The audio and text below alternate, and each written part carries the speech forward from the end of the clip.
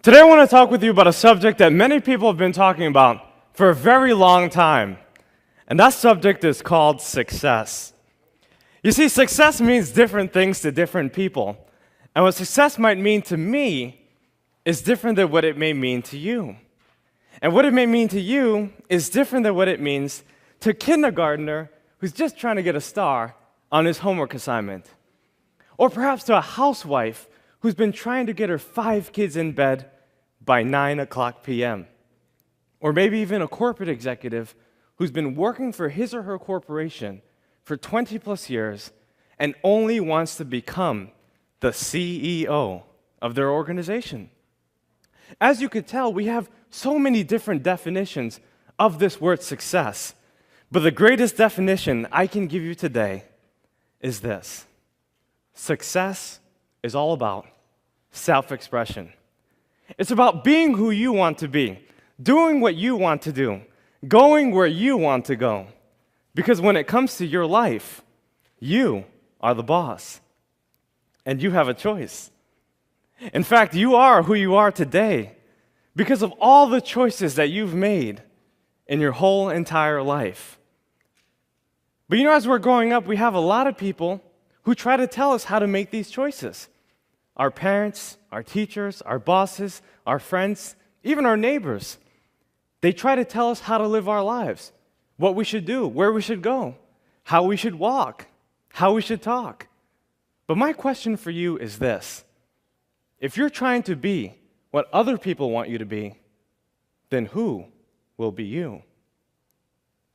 So the key to success is to stop conforming to other people's expectations and start performing to your own level of expectations. It's to believe in yourself. It's to know that what you want will eventually come to fruition as long as you believe it. You see, you have to have faith, and faith is knowing that what you want will eventually come to fruition as long as you believe it. And if you feed your faith, you'll find oftentimes that your fears will starve to death. Because if you believe in yourself, everyone else in the world will believe in you. Fortunately, for a long time, I didn't quite believe in myself. Actually, I used to be the kind of person that mothers would often warn their daughters about. And fathers would tell their sons, if you keep doing what Daniel Alley's doing, you're going to end up where Daniel Alley's going. Now, they had some credence to what they were saying, because as you can imagine, your reputation really is your best advertisement. I really didn't have a good reputation, because I was living so far below my potential that I was actually living in my mother's basement. By the age of 21, I had worked over 40 different jobs. I got fired from more jobs than more people had. In high school, I graduated second to last. The last guy, well, he was in jail. I was on drugs for 8 years, and I was confused. I was broke, busted, and disgusted. And I knew that I wanted to change. The only problem was that I didn't know how. Can I see a show of hands if you've ever been in a situation where you wanted to change, but you just didn't know what to do? Well, we all have been there. And maybe we're there right now. Well, I discovered that there are only 3 ways that I can make change in my life. 3 ideas I wanted to share with you today that can absolutely revolutionize your life from today. I know these tips work because I've been able to do it myself. By the age of 24, I became a self-made millionaire. I've been able to write 3 books and travel to dozens of countries. I now reach millions of people with my work. I believe that these 3 key principles can change your life, no matter how you define success. Whether you want to live to age 100, or even have a dozen kids, or just have a little house in the mountaintop somewhere no one knows about. These 3 key principles will help you to realize the success in your life. The first one is to read more books. All the books in the world can help us to solve all the problems in the world. But the truth is that we don't have to read all the books in the world because we don't have all the problems in the world. But we do have to read the books that help us to solve our problems. So for instance, if you wanted to learn about money, you better be reading books that talk about money. Or if you wanted to learn how to manage your relationships or to become a better communicator, There's a lot of books on that. What I'm saying basically is that our libraries are paved with gold, and library cards are free.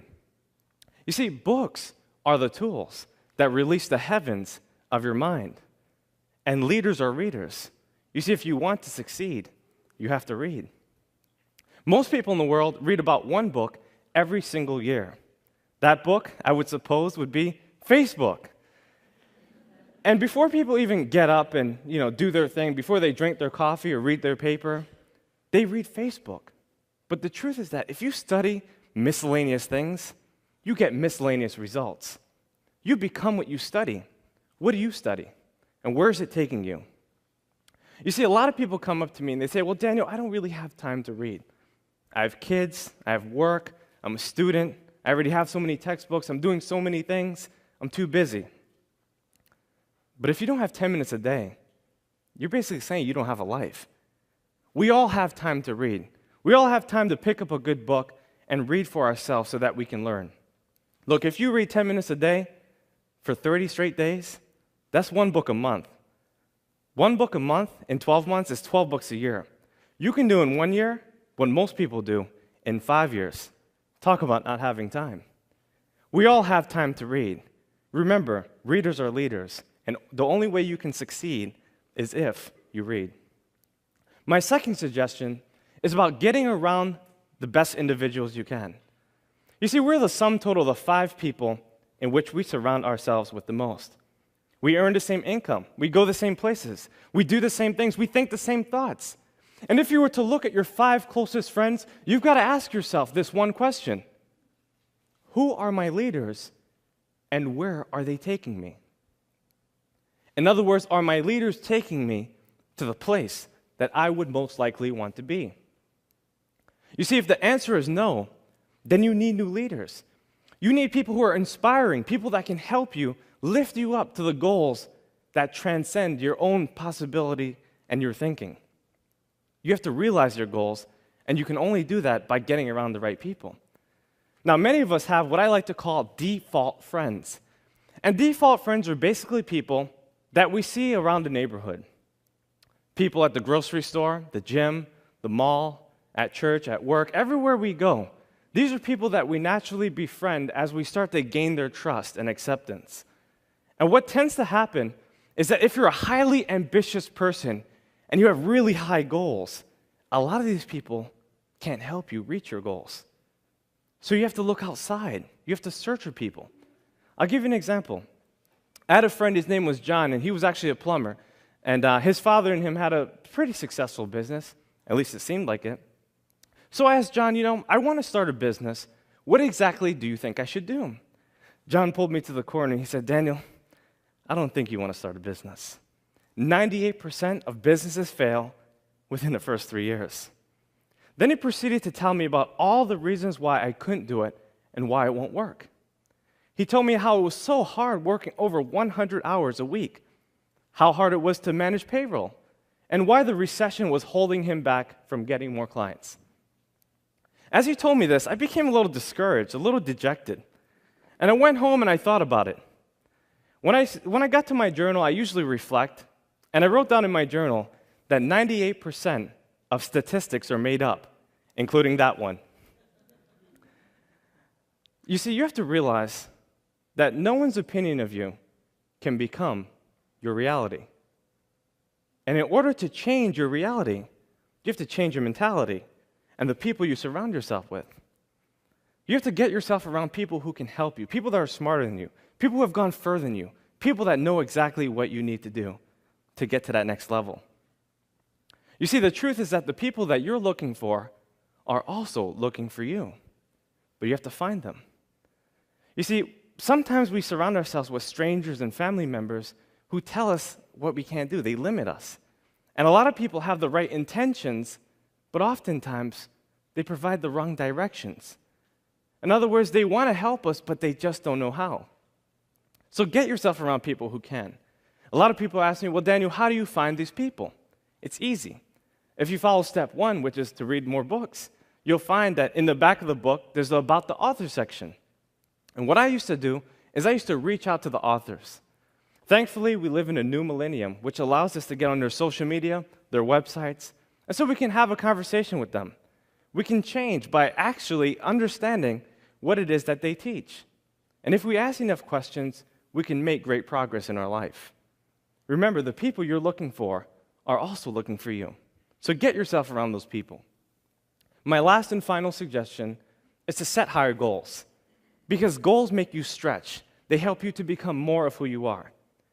And in this enormative conformity, so many people don't know how to set goals. They get confused about the process. A lot of people use New Year's resolutions. But the problem with New Year's resolutions is that a person often tries to do too much too fast. So let's say Doug wants to stop smoking. On a December 31st, he says, I'm done. January 1st, I'm clean. Never again. You see, he hasn't created a plan of action to achieve his goals, and therefore it is unreasonable. Bucket list is something else that people do.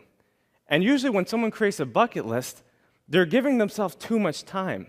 There's no urgency, and most of the time, they don't write their goals down.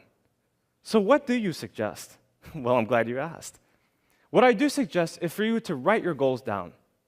I believe that a dull pencil is better than a sharp mind. And to impress your subconscious mind, you have to write your goals down so that you can hold it steadfastly to who you are. I have this method I teach all around the world. It's called the 20 idea method.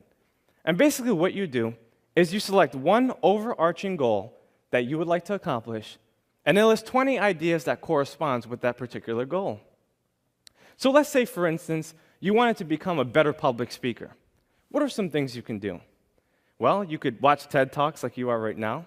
You could practice your speech, right? You can look in the mirror to challenge yourself. You could read the dictionary every day. There's so many things you can do. But could I come up with 20 ideas? And the answer is yes, I can come up with 100 if I wanted to. Imagine if you did this in every area of your life, financially, for promotions, for your family, and you wrote your goals down every day. You'd be able to accomplish so many things in your life. You see, we have everything we need in order to succeed, but we have to take the things that we have to get more of the things that we want. From the cars that we drive, to the clothes that we wear, to the food that we eat, and the people that we meet. In this depository of diversity, we have everything we need in order to succeed. But we have to believe. You see, when you believe in yourself, you'll find that everyone else in the world will believe in you. And you also have to think big. When you think big, you'll do big, and you'll win big. Well, big is actually the 3 ideas I wanted to share with you today. B, the books that you read. I, the individuals you meet. And G, the goals that you set for yourself. Books, individuals, and goals. That's all you need to accomplish success. Because when you think big, you'll do big. And you will win big, my friends. Thank you.